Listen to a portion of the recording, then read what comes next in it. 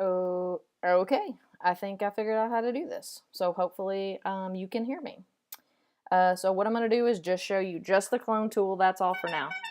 And I am going to be super obvious about it so that it makes even more sense. So hopefully you can see this. And this is, I'm just on the regular thing right now. I'm going to go over here to this clone tool. Select it. You want the clone one, not the pattern. And you'll see it's a circle. You can make the circle bigger or smaller, which is the brush size, by either going up here in the top left corner and clicking this little thing that shows your brush sizes, and you can make them soft or hard, so a soft or a hard edge, and you can change the size as well. Or you can do it by pressing the bracket keys. They're over by the P on the keyboard. The right bracket makes it bigger, and the left bracket makes it smaller. You can also go to Window under Brush and change it there, which this basically is all the same stuff that I showed you that was over at the top left. You can also squish it if you need to. So again, you can do all that with any brush. That just happens to be one you can do. So I'm going to close all that.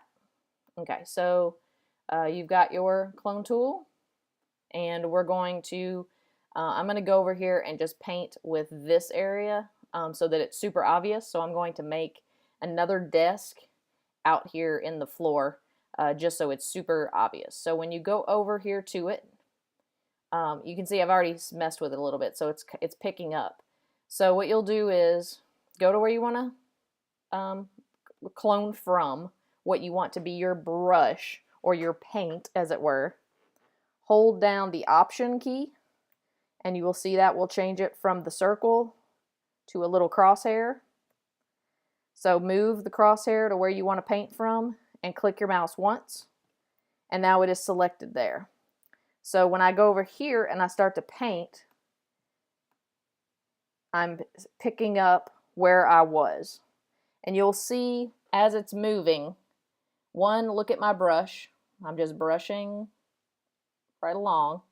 But two, you can also see back on the desk, I'm wiggling it around. There's a little plus sign, and that's showing you where you're grabbing the paint from or the brush from, because it's going to stay the same amount of way.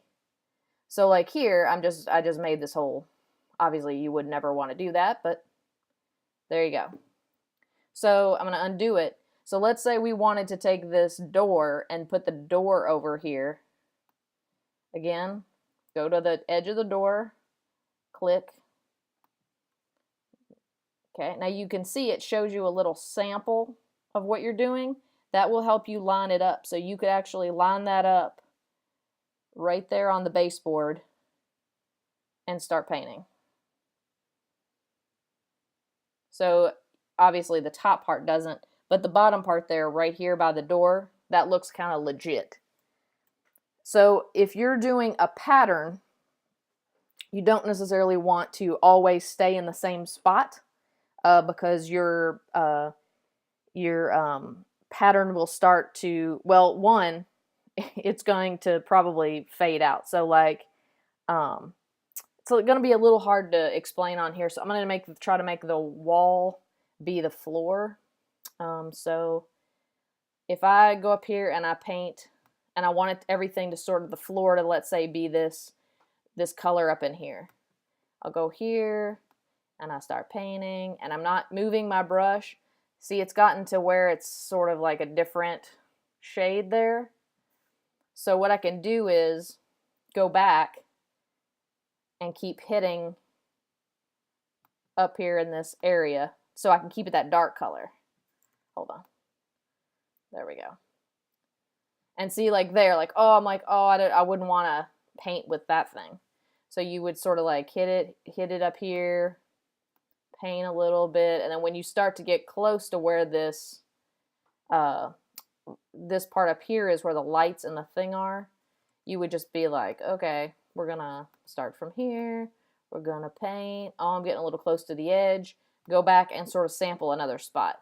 Now, that helps a lot of times if you're doing something like that has a pattern to it, because it will see, you'll be up close and you won't see the pattern, but eventually, like especially like if it's a grass or something, once you back away from it, you'll start to see a pattern in the grass. You'll see where it's repeating.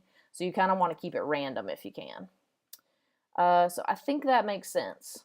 So remember, just go clone tool, hold down option, click where you want, go to where you want to paint. And it's pretty much that easy. But like I said, you want to try, especially if it's a pattern or a wood, you'll want to change where you're painting from often. So, okay, now let's see if this worked. And if it did, I will email it to you.